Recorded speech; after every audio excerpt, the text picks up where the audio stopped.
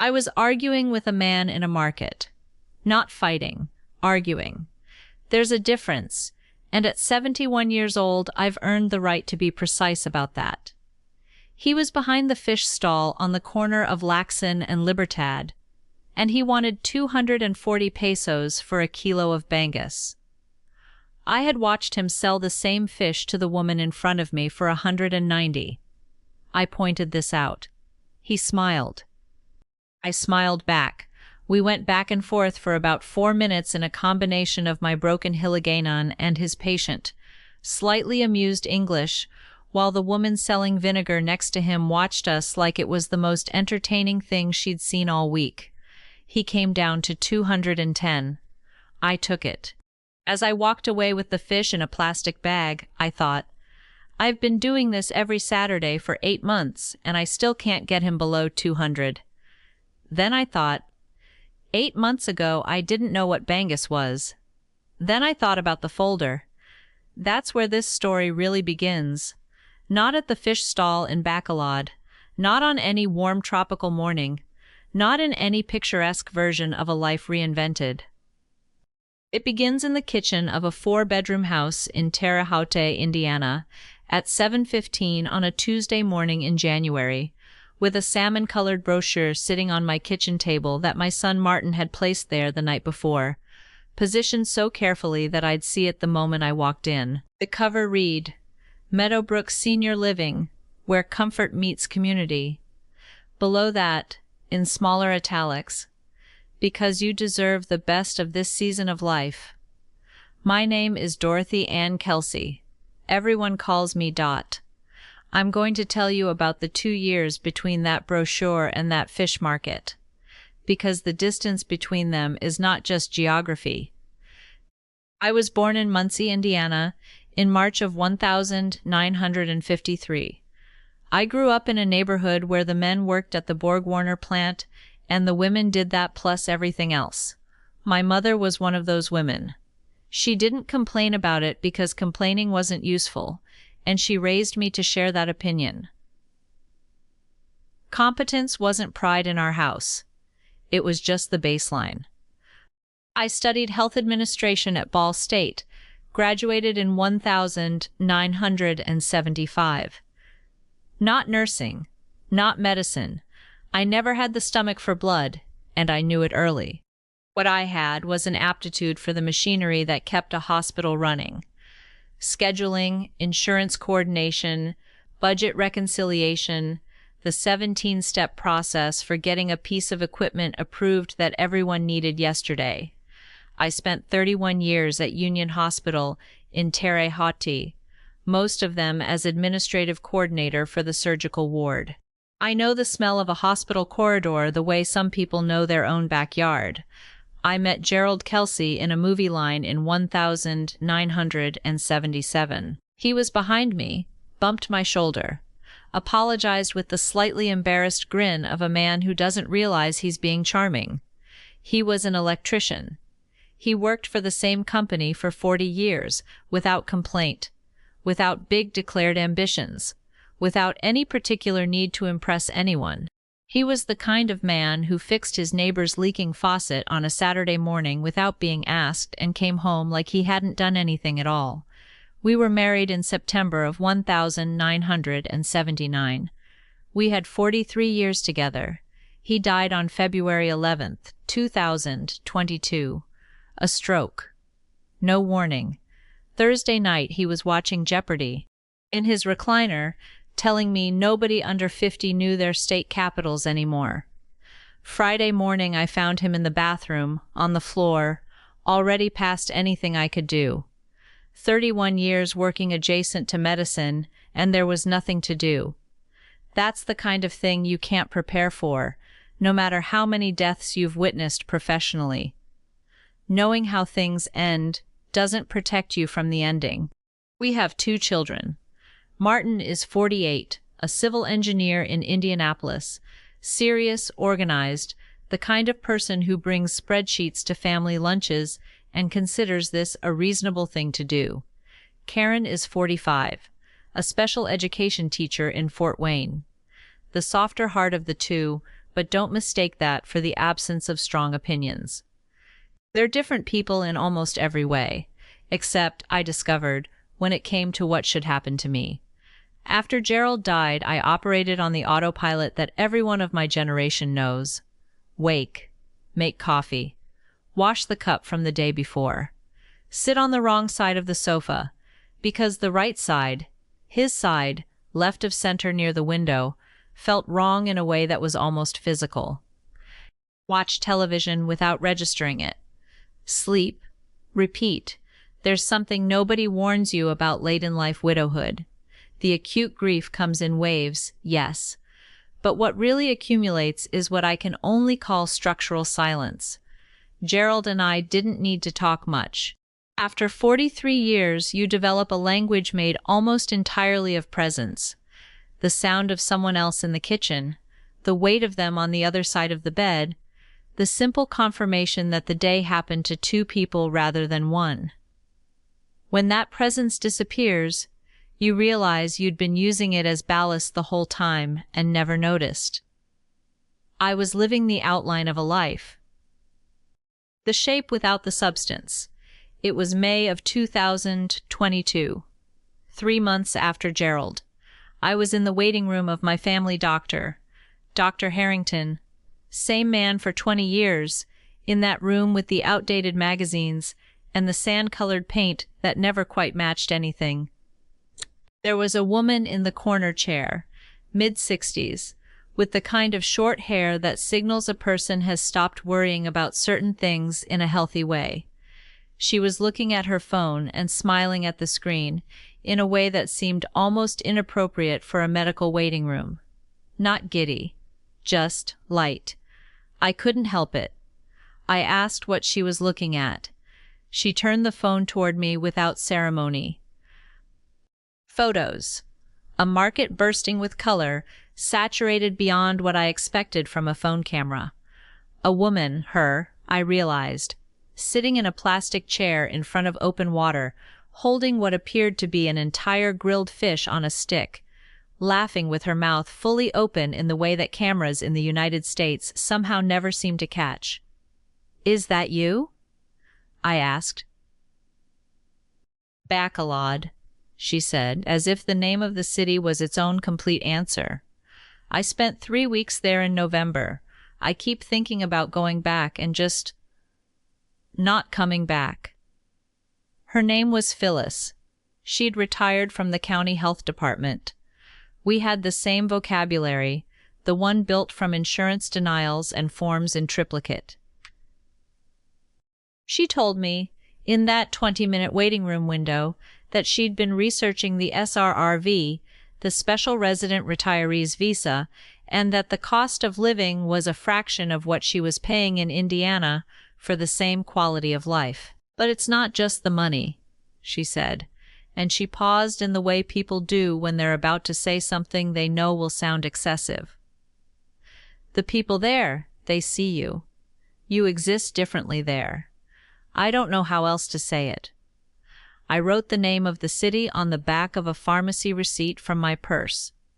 Phyllis got called in by the nurse. I never saw her again. But for the next 4 months, I stayed up until midnight with my laptop, reading everything I could find. Bacolod. Negroes Occidental. Cost of living by neighborhood. Hospitals. Crime statistics. Climate. Facebook groups for American expats over 60. I read forums, blogs, first-hand accounts from retired nurses who had made similar moves. I didn't tell Martin. I didn't tell Karen. I kept it the way you keep something fragile, close, quiet, out of the wind. It was mine. For the first time in a long time, something was entirely mine. I told them both at Christmas, 2022.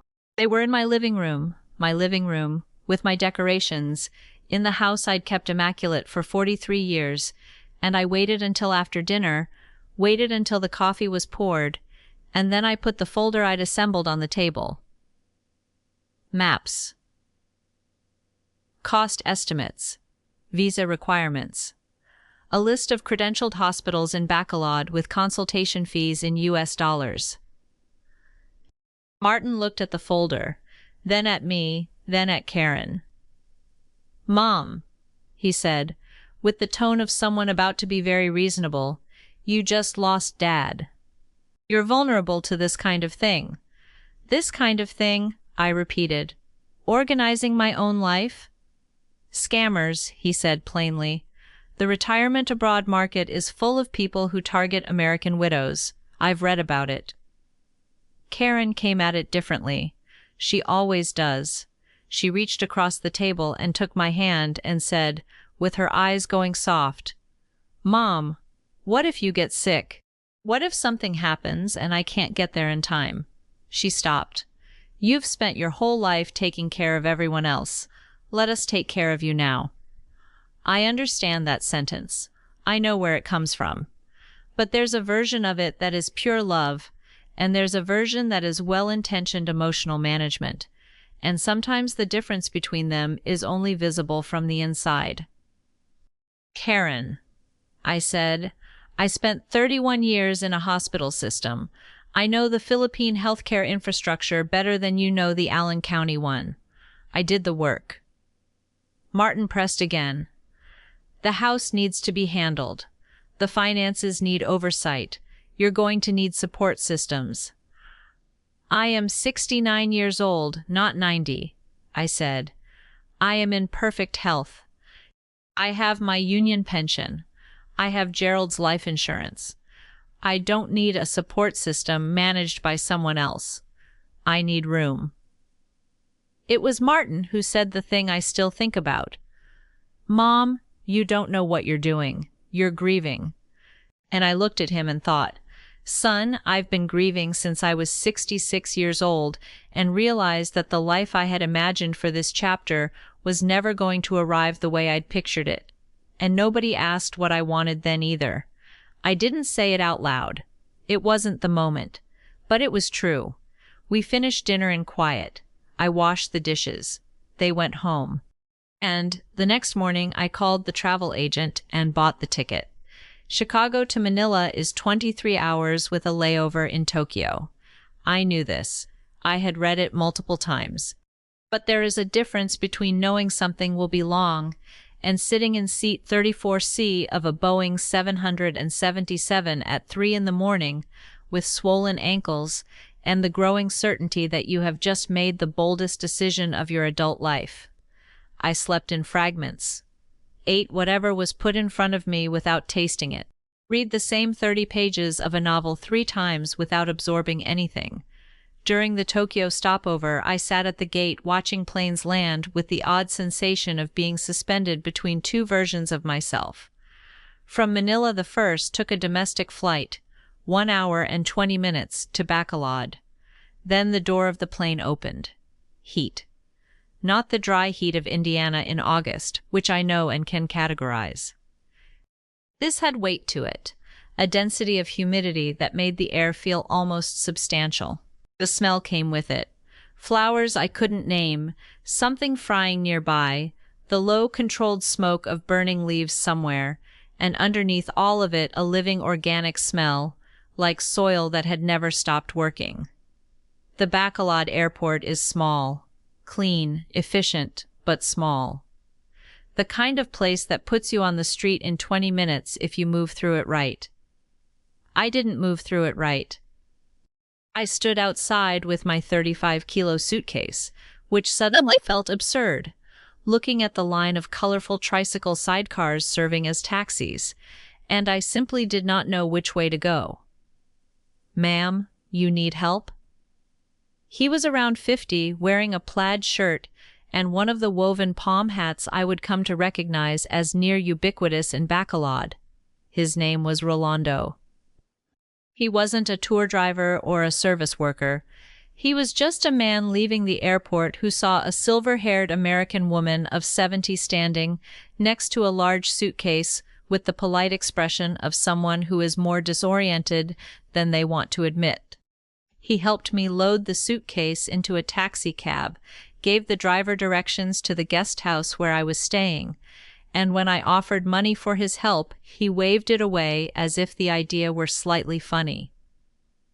"Welcome to Bacolod, ma'am," he said. "Is nice here, you will see." I stayed 10 days on that first trip. I booked a guest house near Laxon Street for 1,200 pesos a night, just under $22. I ate at local restaurants for $2 to $3 a meal. I took trikes around the neighborhood for amounts that felt almost embarrassing to hand over. On one of my first mornings, I found the public market near the city center. Women selling mangoes, banana Q, fresh-cut papaya, and chicken inasal grilled right there from 5 in the morning. And nobody looked at me with the particular kind of curiosity I'd expected. They looked at me the way you look at a person. On the fourth afternoon, I was sitting in a plastic chair outside a small restaurant on the street parallel to Laxon, holding a buko, young coconut, water and flesh together, sweating in my right hand, watching the slow, chaotic traffic of motorbikes and jeepneys go by. The sun was going down behind the City Hall building, turning everything on the street a particular shade of amber. I thought, I am exactly where I'm supposed to be. I can't explain it better than that.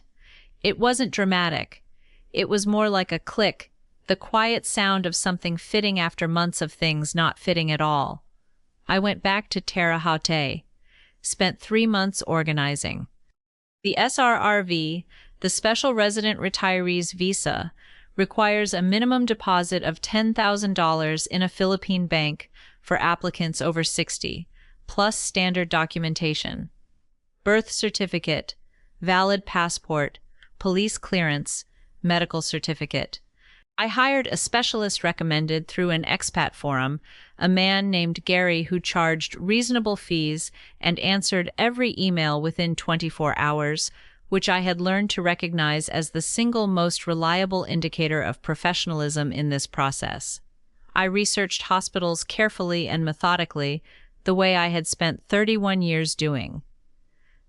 The Corazon Locsin Montalbano Memorial Hospital is the public reference hospital for Bacolod, WHO accredited with a functioning ICU. The Riverside Medical Center and the Medical City Bacolod both operate at private international standards, with specialist consultations running between $15 and $30. I visited Riverside Medical Center in person on my second trip, spoke at length with the administrative director, a Dr. Santos, precise and direct in a way I deeply respect in healthcare professionals, and came away with clear numbers in hand. It was on that second trip to Bacolod that I met Howard Beaumont, 74 years old. Retired federal accountant from Dayton, Ohio. He'd been living in Bacolod for 7 years, in a 2-bedroom apartment in Golden Fields, paying $410 a month, including the building fee. He found me in the expat cafe near the University of St. La Salle, where I was sitting with my laptop running numbers, and he sat at my table without asking, because the other tables were full. We talked for 3 hours. Howard was the kind of person who neither oversells the experience nor catastrophizes it. He gives you the information as it is. He told me the most common mistake new arrivals make is choosing a neighborhood for the apartment's aesthetics rather than its support network. He warned me about the cultural adjustment around communication styles. Filipino social norms tend toward indirection, not out of dishonesty, but out of a different social logic that takes time to understand and recalibrate for. He said the first 6 months I'd feel like the most visible person in any room, and then slowly I'd start to feel like part of the texture of the street. The first word you'll really learn, he said, is bahala na. Everybody uses it. Loosely it means something like, whatever will be, will be. But it isn't resignation. It's readiness. There's a difference. I wrote it down. I took it as advice from someone who had survived their own learning curve and was speaking from the other side of it. I signed the lease before telling my children. I had learned that decisions already made are easier to stand behind than intentions. Martin found out from the yard sign. Not my plan, or it was, but not that way. I'd hired a real estate agent to assess the house and begin the sale process, and the for sale sign went up on a Thursday morning while I was out running errands.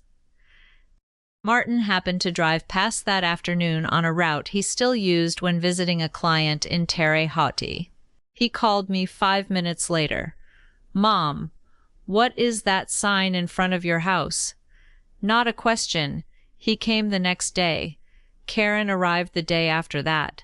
We sat in the living room for the second time in 6 months with coffee on the table and tension in the air that nobody named. "You listed the house without consulting anyone," Martin said. His mental spreadsheet was visibly processing in real time. "It's my house, Martin. It's the house where we grew up, where you grew up and left, which is exactly what was supposed to happen." Karen tried to mediate. She always does. "Mom, can we just talk about this calmly? We don't have to make any decisions right now." "The decision is made," I said. "The apartment in Bacolod is signed. The SRRV deposit is done. I leave in November." Silence. Martin stood up, walked to the window, stood with his back to us for a while. When he turned around, he had the expression I've known since he was 12, and something wasn't going the way he'd planned. I reached into the side table drawer and set the Meadowbrook brochure on the coffee table. Salmon-colored. Serif font. Still there. "I kept it," I said. "I want you to understand what I understood when I saw this on my kitchen table. You had already decided what was going to happen to me. I was being gently managed toward the next place." "That's not—" Karen started. "I'm not angry," I said, and I wasn't. "I know you love me, but loving someone isn't the same as knowing what they need. You of all people know that, Karen.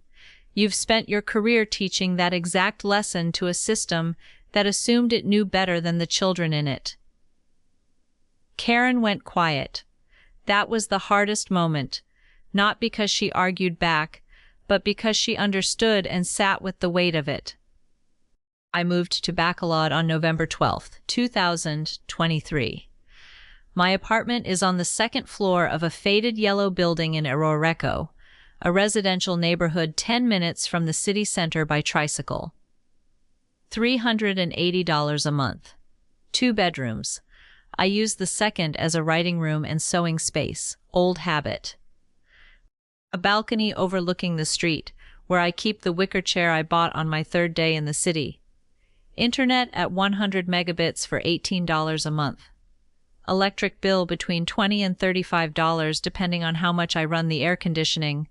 I've learned to use the ceiling fan in the mornings and save the AC for the hottest part of the day. Food runs between $200 and $250 a month. Eating well. Fresh market 3 times a week. Local restaurant 4 or so times. The rest cooked at home in a kitchen that now regularly contains green mango and banana K as standard ingredients. Healthcare. A local health plan at $62 a month with hospital coverage. A routine visit to a general physician costs $12. Total. Somewhere between $780 and $950 a month. In Terre Haute, I was spending more than twice that on fixed costs before I'd bought a single item of food. But the numbers are the easy part to explain. The harder part is Alincora. Cecilia Labrador is 74 years old, has lived on the first floor for 20 years, and decided on my 2nd day in the building that I was her responsibility.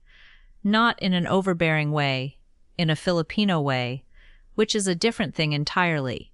She knocks on my door sometimes with extra rice, because nagluto ako ng marami, she cooked too much. She tells me when there's a weekend market with good produce. She taught me to bargain without causing offense, which is a specific social skill that took me 3 months to acquire with any fluency. When I'm quiet for too long, she comes upstairs and knocks twice, gently. She doesn't ask anything, she just sits with me. She's never been to the United States. She has no particular interest in going. But when I tell her stories about Indiana, she listens with the kind of attention that makes any ordinary story feel worth telling. There's also Benjamin Reyes, 66 years old, retired from the Provincial Electric Cooperative. He runs the Domino's group that meets every Tuesday and Friday under the mango tree, half a block behind my building. And after 2 months, he invited me to join. I am not a good Domino's player. I keep getting invited every week.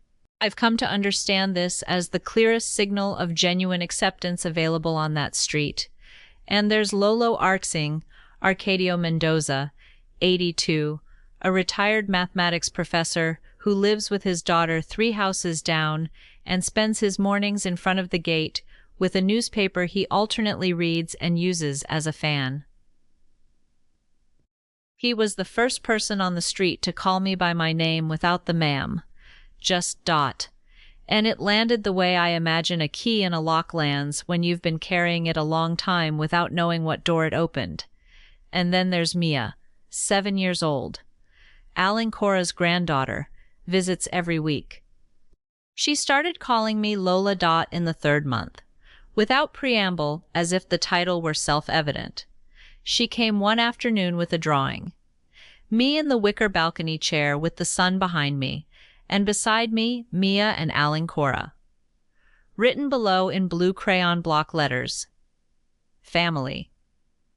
I have that drawing on the wall of my writing room, next to the photograph of Gerald.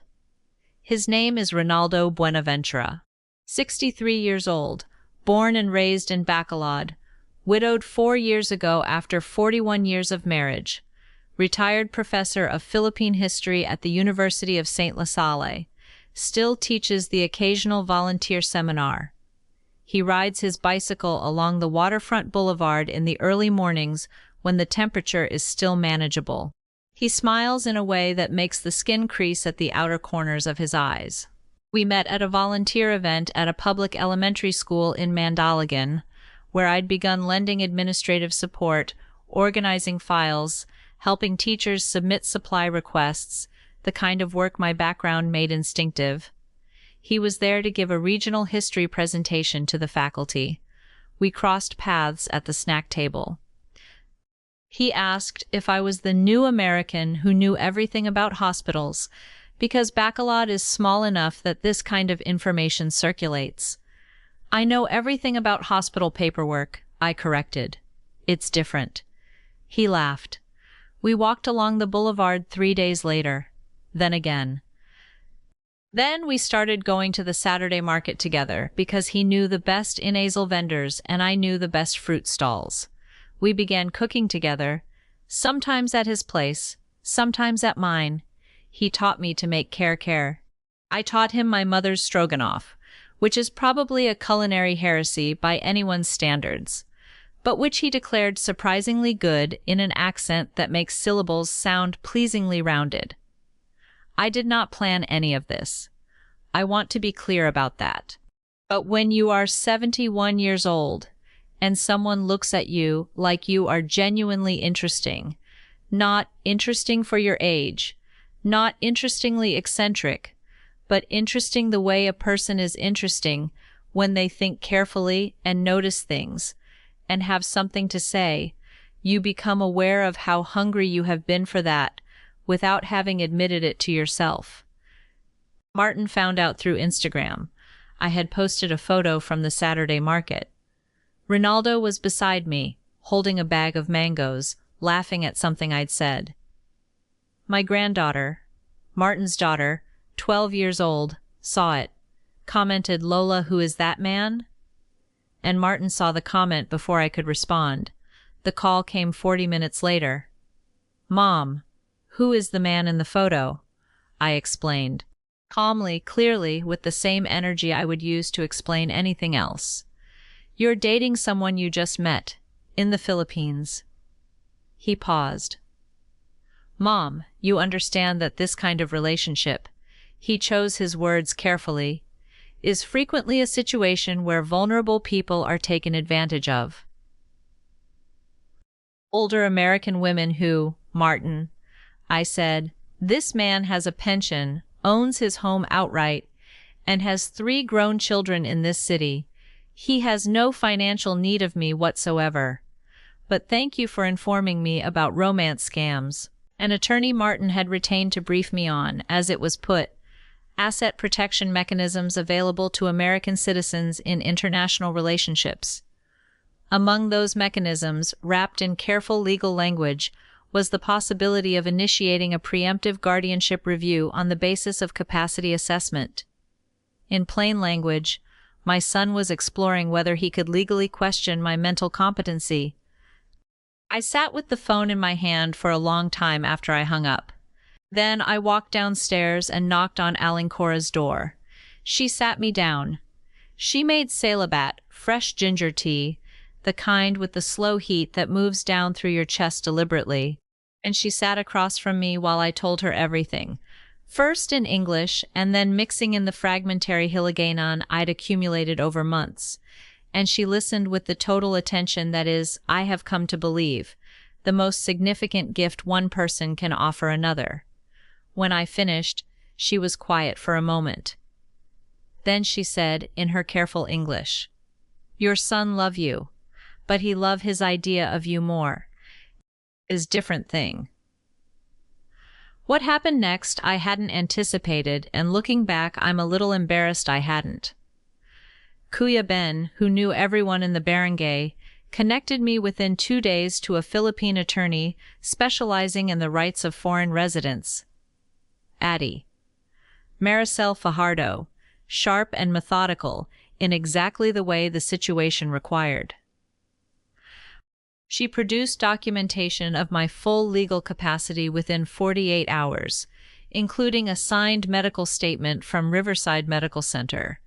Howard Beaumont, who had spent 40 years navigating federal law as a government accountant, helped me understand my specific rights as an American citizen living abroad. Rinaldo stayed with me through the evenings when I needed company and left when I needed space, without my having to specify which was which. The legal process went nowhere. There was no basis for it. Martin, confronted by the American attorney I retained in response, withdrew. But what the crisis had revealed wasn't my son's cruelty. It was his fear. Fear that doesn't get to call itself fear turns into control. I know the difference. I spent 31 years watching both in hospital corridors. Karen came first. She came alone, in March, without much advance notice, a text on a Tuesday saying she'd arrive on Friday. I said fine. It was fine. I met her at the airport with Rinaldo beside me.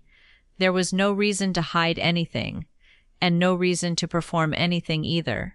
Karen hugged me long at the arrival's gate, and when she stepped back, she looked at Rinaldo with the quiet, evaluating attention that special education teachers develop over years of learning to read people quickly and accurately. "Hi," she said to him. "I'm Karen." "Rinaldo," he said. "Your mother talks about you a lot. Good things, I hope."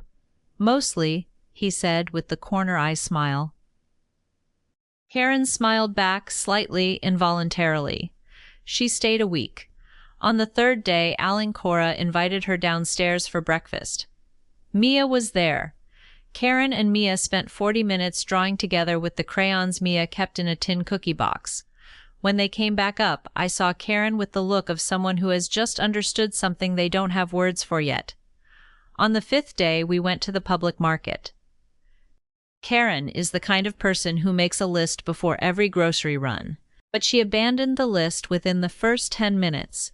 A mango the vendor split open on the spot for her to taste, a small hand-embroidered cloth she had absolutely no use for, a jar of artisanal peanut butter from a woman whose smile made saying no feel genuinely rude. On the last night, we sat on the balcony after dinner. Rinaldo had made pacharo, a Filipino stew that contains just about everything, and Karen had eaten 3 portions without once mentioning calories, which I took as a meaningful indicator. "I was wrong about one specific thing," Karen said. I waited. "I thought you were running away. that you were here because you couldn't stay in Terre Haute with the memories of Dad. That this was a temporary grief response I needed to wait out. She looked at the street below. But you're building something. You have an actual life here. Not a replacement, a life. Yes, I said. I should have asked what you wanted instead of deciding I already knew. There isn't much to add to that. When someone names the exact mechanism of their own mistake, the honest response is simply to receive it. Martin came 2 months later. Alone as well. He stayed 4 days. It was harder. Martin doesn't release positions easily. That's simultaneously what makes him reliable and what makes him exhausting. The first 2 days were tense in the underwater way. Civil conversations over surfaces neither of us was pressing on. On the 3rd day, there was an electrical problem in the apartment. One of the circuits blew, and the air conditioning went out. I called the building manager. Unavailable. Ronaldo was teaching a volunteer seminar at the university, and so Martin, my civil engineer son, pulled the toolbox from under the kitchen sink, studied the breaker panel for 10 minutes, identified the fault and fixed it. When he finished, Quiapo, who had been watching from the sidewalk below, started clapping. Martin laughed. A real laugh, no subtext. That night, after Ronaldo had gone home and Martin and I were washing dishes, he said, "I thought you were here because you were lost. But you're not lost. You're more found than I can remember you being." He dried a plate. I didn't know those were 2 different things. That is the kind of sentence you spend a life hoping your child will say without knowing you're hoping for it. What scared me, he continued, was the idea of not being able to get here in time, if something happened to you, that I wouldn't make it. I know, I said, but Quiapo is here, and Alincora, and Ronaldo. I have people, Martin. I have a network. The difference is that this one I built instead of inherited. He was quiet for a while. The attorney was too far, he said eventually. It shouldn't have gotten there. No, it shouldn't have. I'm sorry. I know. And we washed the rest of the dishes in silence, but the good kind. The kind Gerald and I had taken 43 years to learn. Let me be honest about what I gave up. The seasons. Indiana doesn't have particularly beautiful seasons.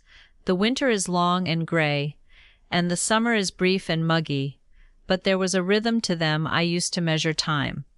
Here time moves differently. By the mango harvest, by the depth of the heat in April, by the smell of the city when the May rains arrive and change everything. Donato's Pizza specifically. There's a precise version of comfort food that you can't replicate, and I know that now. The smell of snow, which is a ridiculous thing to miss but is real. The ease of calling Karen without calculating the time difference first. I also gave up a version of invisibility.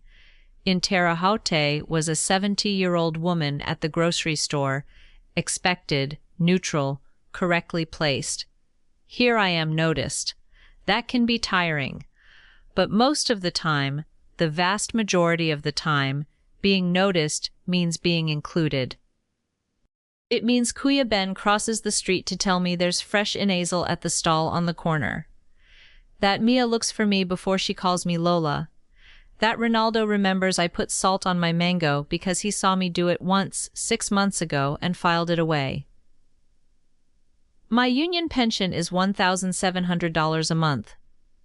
Here I have money left after all expenses, something that wasn't true in Terre Haute.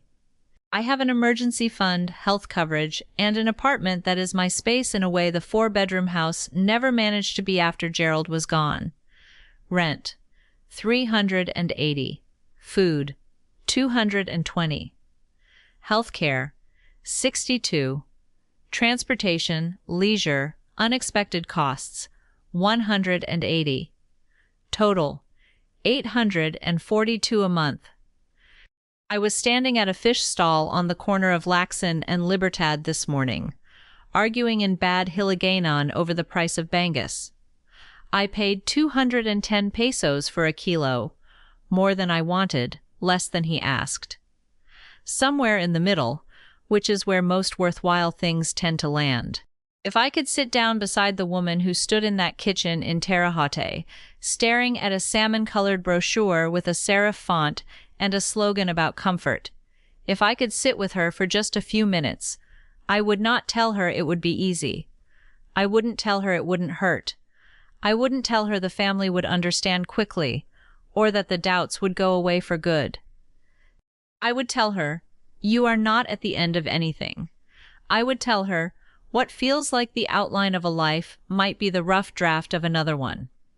I would tell her, the world will keep assuming your story is over. The world has been wrong before. There is a man who fills a second cup of coffee before he goes out to buy cheese bread in the morning, because he knows I like to eat before the heat takes my appetite. I didn't know he existed 2 years ago. I didn't know this city existed. I didn't know what Bahalana meant, or that a 7-year-old girl would one day hand me a crayon drawing and call me family without asking anyone's permission. You make room. And life, it turns out, does not wait to be invited. It just needs an open door. If this video spoke to you in any way, if there's a brochure sitting somewhere in your life that you didn't put there, leave a comment. I read every single one. And if you found something here worth passing on, a like goes a long way toward helping other people find this kind of conversation. Take care of yourselves. I'll see you next week.